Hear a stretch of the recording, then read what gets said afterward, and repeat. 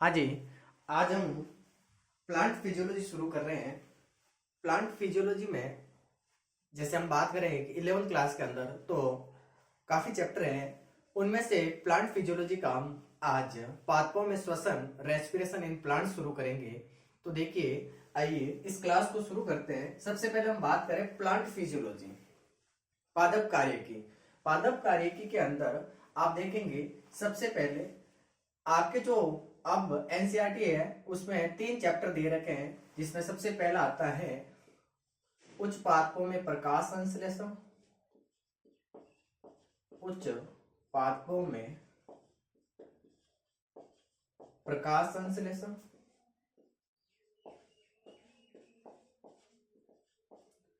दूसरा चैप्टर दे रखा है पादपों में श्वसन।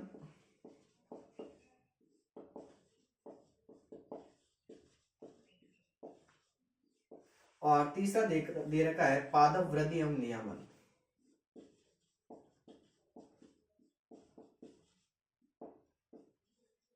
नियामक।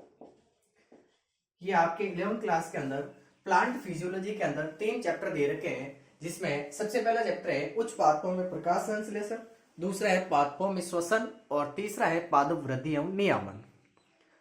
अब हम बात कर रहे हैं कि जो हम प्लांट फिजियोलॉजी शुरू कर रहे हैं, इसमें हम सबसे पहले हम पादपों में श्वसन वाले चैप्टर की बात करेंगे, फिर हम बाद में बात करेंगे उच्च पादपों में प्रकाश संश्लेषण और फिर बात करेंगे पादप वृद्धि एवं नियमन की।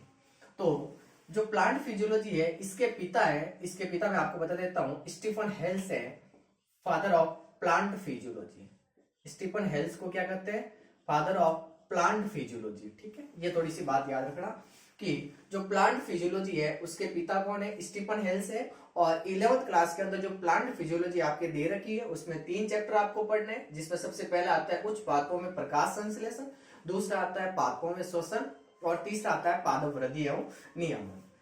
ये चैप्टर मैंने हालांकि आपको कुछ बातें इसकी मैंने पहले करवा रखी है। ये 2 चैप्टर है जो मैंने आपको करवाने हैं। इसमें हम सबसे पहले बात करेंगे पादपों में श्वसन की। ठीक है, तो आइए इस चैप्टर को शुरू करते हैं। सबसे पहले आप हेडिंग लगाएंगे पादपों में श्वसन। ठीक है, मैं रफ कर दूं थोड़ा सा। हम चैप्टर की ओर बढ़ रहे हैं। देखिए, चैप्टर का नाम है पादपों में श्वसन।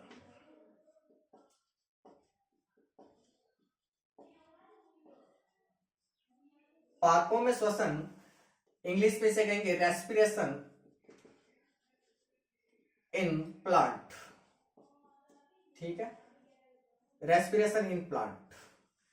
पादपों में जो श्वसन है, इस चैप्टर के अंदर हम मोस्टली बात करेंगे कोशिकीय श्वसन की, सेलुलर रेस्पिरेशन की। ध्यान से सुनिए एक पॉइंट को। जो पादपों में श्वसन चैप्टर दे रखा है, इसमें हम बात करेंगे मोस्टली पादपों में श्वसन के अंदर कोशिकीय श्वसन की हम बात करेंगे। मैं किसकी बात करेंगे? कोशिकीय श्वसन की। ध्यान से सुनिए, हम सेलुलर रेस्पिरेशन की बात करेंगे इस चैप्टर में, कोशिकीय श्वसन की, सेलुलर रेस्पिरेशन। ठीक है, कोशिकीय श्वसन की बात करेंगे। जो ये कोशिकीय श्वसन है, ये चाहे सरलतम जीव जैसे बैक्टीरिया से लगाकर जटिल जीव यानी मनुष्यों के अंदर, सभी के अंदर होता है कोशिकीय श्वसन। तो कोशिकीय श्वसन की क्रिया है वो सरलतम जीव से लगाकर जटिल जीवों की ओर, सभी के अंदर क्या होता है? कोशिकीय श्वसन होता है। सरलतम जीव जैसे बैक्टीरिया हो गए, बैक्टीरिया के अंदर भी कोशिकीय श्वसन होता है। जटिल जीव यानी मनुष्य हो गया, मनुष्य के अंदर भी क्या होता है? सेलुलर रेस्पिरेशन होता है, कोशिकीय श्वसन होता है। ठीक है, अब इस श्वसन के अंदर होता क्या है? इस चैप्टर का जो मेन उद्देश्य है वो भी आपको मैं बता देता हूं। इस चैप्टर का जो मेन उद्देश्य है वो है ऊर्जा निर्मित करना। क्या करना है भाई? ऊर्जा निर्मित करना, एनर्जी, ऊर्जा निर्मित करना। ठीक है, तो 2 बातें आपको और याद रखनी है कि इस चैप्टर में हम बात करेंगे कोशिकीय श्वसन की, सेलुलर रेस्पिरेशन कहते हैं इसे इंग्लिश में। कोशिकीय श्वसन की क्रिया सरलतम जीवों से लगाकर जटिल जीवों में, सभी के अंदर होती है। सरलतम जीव यानी बैक्टीरिया में भी क्या होता है? कोशिकीय श्वसन। जटिल जीव यानी मनुष्य के अंदर भी क्या होता है? कोशिकीय श्वसन। और इस चैप्टर का जो उद्देश्य है वो है क्या है? ऊर्जा निर्मित करना। ठीक है, क्लियर है। अब हम बात करेंगे कि श्वसन में होता क्या है। श्वसन में क्या होता है कि जो कार्बनिक यौगिक होते हैं, कार्बनिक यौगिक, अब आप कहेंगे कार्बनिक यौगिक कौन कौन से, ध्यान से सुनिए, ऑर्गेनिक कंपाउंड, कार्बनिक यौगिक जैसे कार्बोहाइड्रेट है, प्रोटीन है, वसा है, लिपिड है, कार्बनिक अम्ल है, इनका होता है ऑक्सीकरण, ऑक्सीडेशन होता है, और इसके ऑक्सीकरण से जो ऊर्जा मिलती है उसी को हम क्या करते हैं, श्वसन करते हैं। क्या कहेंगे, कार्बनिक यौगिक जैसे कार्बोहाइड्रेट,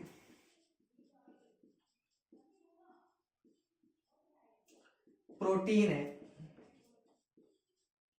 वसा है, लिपिड है, कार्बनिक यौगिक है, कार्बनिक अम्ल, कार्बनिक यौगिकों में आएंगे, कार्बनिक अम्ल है, इनका क्या होता है, ऑक्सीकरण होता है, ऑक्सीडेशन होता है, ऑक्सीकरण होता है जिससे क्या बनती है, ऊर्जा, इसी को हम क्या करते हैं, श्वसन करते हैं। यहां पर देखिए आपके सामने एक शब्द आया ऑक्सीकरण। ऑक्सीकरण का मतलब क्या हुआ, ऑक्सीकरण का मतलब हुआ है कि ये जो कार्बनिक यौगिक दे रखे हैं आपके सामने, कार्बोहाइड्रेट है, प्रोटीन है, वसा है, लिपिड है, कार्बनिक अम्ल है, इनके अंदर जो कार्बन कार्बन बंध होता है उसको तोड़ना, कार्बन कार्बन बंध को तोड़ने से क्या मिलेगी, ऊर्जा, इसी को हम क्या करते हैं, श्वसन। ऑक्सीकरण का मतलब हो गया कि इनके अंदर जो कार्बन कार्बन बंध है उसको तोड़ना है, और उसको तोड़ने से क्या बनानी है, ऊर्जा, इसी को हम क्या करते हैं, श्वसन करते हैं। ठीक है, कार्बनिक यौगिकों के ऑक्सीकरण से जो ऊर्जा मुक्त होती है जीवों के अंदर, उसी को हम क्या करते हैं, श्वसन करते हैं। ठीक है, श्वसन जो है ये एक जैविक क्रिया होती है। कौन सी क्रिया होती है, जैविक क्रिया होती है। क्लियर है आपके सामने। अब एक शब्द आता है श्वसन क्रियाधार। शब्द क्या है, श्वसन क्रियाधार। ये क्या होता है, श्वसन क्रियाधार, कि जो ये कार्बनिक यौगिक है वे कार्बनिक यौगिक जिनके ऑक्सीकरण से क्या मिलती है, ऊर्जा, उसी को हम क्या करते हैं, श्वसन क्रियाधार। वे कार्बनिक यौगिक जिनकी ऑक्सीकरण से, कार्बनिक यौगिक कौन कौन से, जैसे कार्बोहाइड्रेट हो गया, प्रोटीन हो गया, वसा हो गई, लिपिड हो गई, कार्बनिक अम्ल हो गए, ये सब क्या है, श्वसन क्रियाधार है। इन क्रियाधारों का ऑक्सीकरण होता है जिससे क्या मिलती है, ऊर्जा, उसी को क्या करता है, श्वसन क्रियाधार। क्या परिभाषा होगी, वे कार्बनिक यौगिक, वे कार्बनिक यौगिक जिनके ऑक्सीकरण से, जिनके ऑक्सीकरण से, ऑक्सीकरण से ऊर्जा मुक्त होती है, उसी को क्या कहते हैं हम, श्वसन क्रियाधार। ठीक है, अब आप कहेंगे सबसे सामान्य श्वसन क्रियाधार क्या है, सबसे सरल श्वसन क्रियाधार क्या है, तो वो होता है ग्लूकोज। क्या होता है, ग्लूकोज। सबसे सामान्य श्वसन क्रियाधार है ग्लूकोज। ठीक है, इसका सूत्र होता है C6H12O6, जिसमें 6 कार्बन होते हैं ग्लूकोज के अंदर। ठीक है, ये जो ग्लूकोज है ये सबसे सामान्य या सरलतम, सबसे सामान्य श्वसन क्रियाधार है। ठीक है, ये याद रखना। तो हमने क्या पढ़ा, पाथों में श्वसन, रेस्पिरेशन इन प्लांट चैप्टर का नाम है। इसमें हम बात करेंगे मोस्टली कोशिकीय श्वसन की। जो कोशिकीय श्वसन है ये सभी जीवों के अंदर होता है, चाहे वो जीव सरल हो चाहे वो जीव जटिल हो। मतलब मैं कह सकता हूं कि बैक्टीरिया से लगाकर मनुष्यों तक सभी के अंदर क्या होता है, कोशिकीय श्वसन होता है। श्वसन की परिभाषा क्या होगी, तो जो कार्बनिक यौगिक होते हैं जैसे कार्बोहाइड्रेट हो गया, प्रोटीन हो गया, वसा हो गई, लिपिड हो गए, और जो कार्बनिक अम्ल है इनका ऑक्सीकरण होता है, और उनके ऑक्सीकरण से जो ऊर्जा मुक्त होती है उसी को हम क्या करते हैं, श्वसन करते हैं। यहाँ पर एक शब्द आपने देखा ऑक्सीकरण। इस ऑक्सीकरण शब्द का मतलब है कि ये जो कार्बनिक यौगिक आपके सामने लिखे हुए हैं इनके अंदर जो कार्बन कार्बन बंध होता है उसको तोड़ना ऑक्सीकरण का मतलब हो गया। फिर एक शब्द आता है श्वसन क्रियाधार। वो क्या होता है, तो वे कार्बनिक यौगिक जिनके ऑक्सीकरण से क्या मिलती हो, ऊर्जा, ऊर्जा मुक्त होती है, उन्हीं को क्या करते हैं, श्वसन क्रियाधार। और सबसे सामान्य जो श्वसन क्रियाधार होता है वो आपके सामने ग्लूकोज होता है, जिसका सामान्य सूत्र है C6H12O6। यहां तक क्लियर है आप लोगों को? क्लियर? आगे चले। अब हम बात करेंगे श्वसन के प्रकार। श्वसन के प्रकार की बात करें तो श्वसन का प्रकार हम इस चैप्टर में बात करेंगे ऑक्सीजन की उपस्थिति या अनुपस्थिति के आधार पर।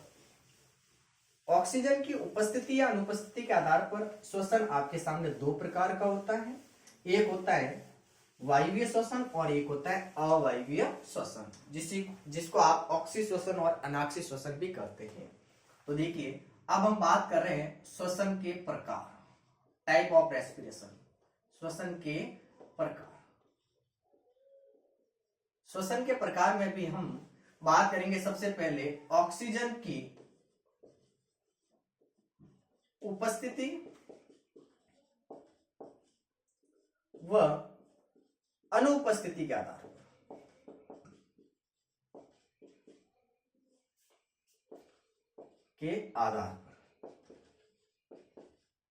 ऑक्सीजन की उपस्थिति या अनुपस्थिति के आधार पर श्वसन आपके सामने दो प्रकार का। पहला है आपके सामने वायवीय श्वसन, वायवीय श्वसन, और दूसरा आपके सामने है अवायवीय श्वसन। मैं थोड़ा खुला लिख लेता हूं, ठीक है। अवायवीय श्वसन, ठीक है। अब देखिए, जो वायवीय है इसी का दूसरा नाम होता है ऑक्सी श्वसन। इसका दूसरा नाम क्या है? ऑक्सी श्वसन। और अवायवीय श्वसन का दूसरा नाम है अनाक्सी श्वसन। अनाक्सी श्वसन।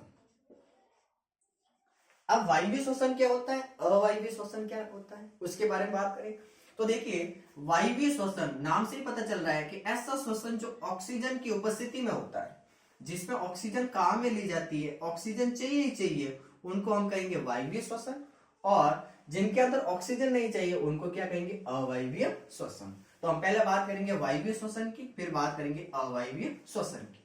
तो देखिए, वायवीय श्वसन है, ये जो श्वसन है, ये श्वसन ऑक्सीजन की उपस्थिति में होता है। किसकी उपस्थिति में होता है? ऑक्सीजन की उपस्थिति में होता है।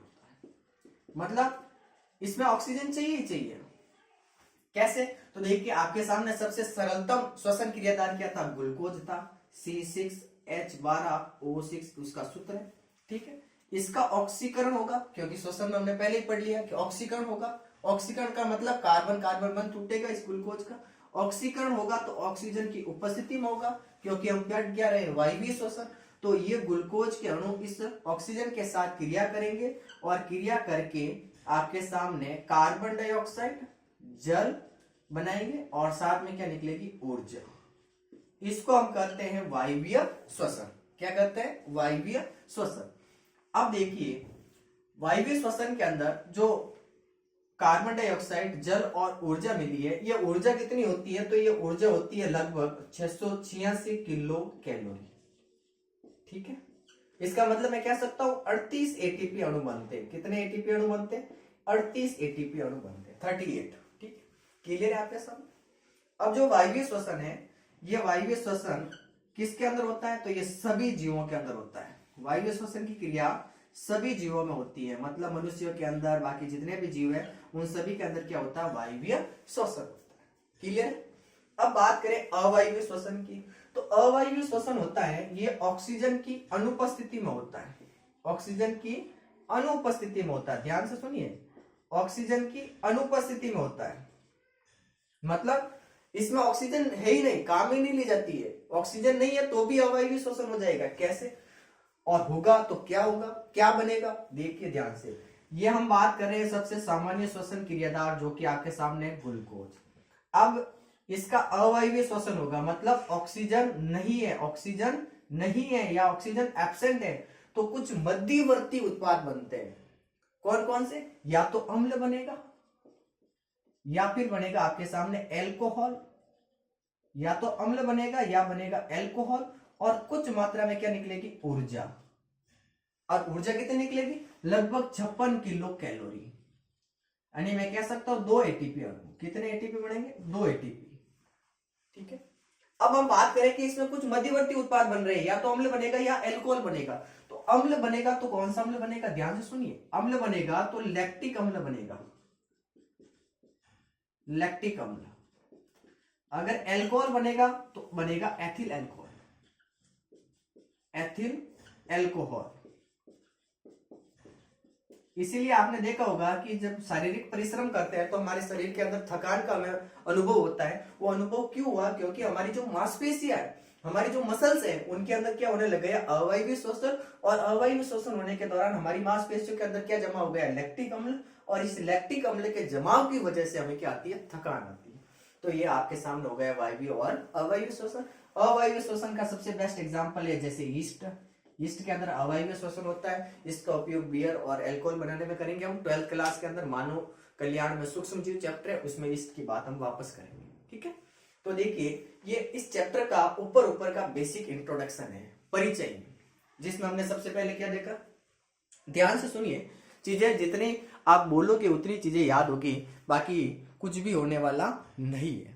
तो देखिए हम सबसे पहले बात करें, हमारा चैप्टर था पादपों में श्वसन।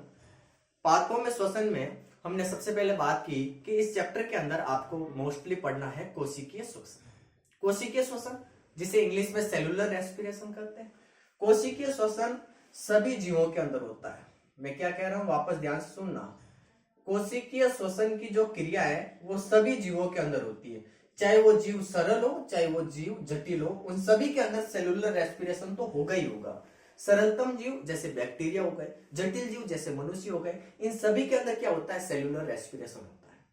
ठीक है, फिर हमने श्वसन की बात की, तो श्वसन में हमें क्या पढ़ना है कि जो कार्बनिक यौगिक होते हैं जैसे कार्बोहाइड्रेट हो गया, प्रोटीन हो गया, वसा हो गई, लिपिड हो गया, कार्बनिक अम्ल हो गया, इन सब का ऑक्सीकरण होता है। और इसके ऑक्सीकरण से क्या मुक्त होती है? ऊर्जा। इसी को हम क्या करते हैं? श्वसन।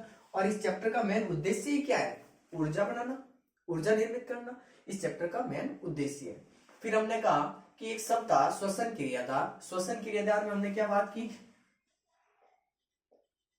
श्वसन क्रियाधार कि कार्बनिक यौगिक है, चाहे कार्बोहाइड्रेट हो, चाहे प्रोटीन हो, चाहे वसा हो, चाहे लिपिड हो, चाहे कार्बनिक अम्ल हो, इन सब का ऑक्सीकरण होता है। और ऑक्सीकरण से जो ऊर्जा बनती है उसी को हम श्वसन क्रियाधार कहते हैं। या वे कार्बनिक यौगिक जिनके ऑक्सीकरण से ऊर्जा बनती है या ऊर्जा निर्मित होती है, उसी को क्या कहते हैं? श्वसन क्रियाधार। और सबसे सामान्य श्वसन क्रियाधार होता है ग्लूकोज। ग्लूकोज का सूत्र आप सभी को पता है, C6H12O6 होता है, जिसमें 6 कार्बन अणु होते हैं। फिर हमने श्वसन के प्रकार की बात की। श्वसन के प्रकार में हमने सबसे पहले ऑक्सीजन की उपस्थिति और अनुपस्थिति के आधार पर बात की कि ऑक्सीजन है या ऑक्सीजन नहीं है। इसके आधार पर 2 प्रकार का होता है। पहला होता है वायवीय श्वसन और दूसरा होता है अवायवीय श्वसन। वायवीय श्वसन का दूसरा नाम होता है ऑक्सी श्वसन और अवायवीय श्वसन का दूसरा नाम होता है अनाक्सी श्वसन। वायु श्वसन वायु की उपस्थिति यानी ऑक्सीजन की उपस्थिति में होता है, जिसमें कार्बनिक भोज्य पदार्थों का पूर्ण ऑक्सीकरण होता है, जिससे कार्बन डाइऑक्साइड, जल और ऊर्जा बनती है। ऊर्जा कितनी बनती है? 686 किलो कैलोरी, लगभग 38 एटीपी अणु बनते हैं। और वायु श्वसन की क्रिया सभी जीवों के अंदर होती है। जस्ट इसका अपोजिट अवायवीय श्वसन। अवायवीय श्वसन ऑक्सीजन की अनुपस्थिति में होता है। इसमें कार्बनिक भोज्य पदार्थों का अपूर्ण ऑक्सीकरण यानी इनकम्प्लीट ऑक्सीडेशन होता है, जिससे कुछ मध्यवर्ती उत्पाद अम्ल या अल्कोहल बनते हैं। अगर अम्ल बनेगा तो लैक्टिक अम्ल और अल्कोहल बनेगा तो एथिल अल्कोहल। और कुछ मात्रा में ऊर्जा बनती है, लगभग 56 किलो कैलोरी, जिस लगभग हम कह सकते हैं 2 एटीपी अणु बनते हैं। और अवायवीय श्वसन की क्रिया मोस्टली यीस्ट के अंदर होती है। ठीक है, तो यहां तक आज हम बात कर चुके हैं। कल नेक्स्ट इस टॉपिक को आगे बढ़ाएंगे, जिसमें हम सबसे इंपॉर्टेंट बात करेंगे। एक चक्र आता है ग्लाइकोलाइसिस चक्र।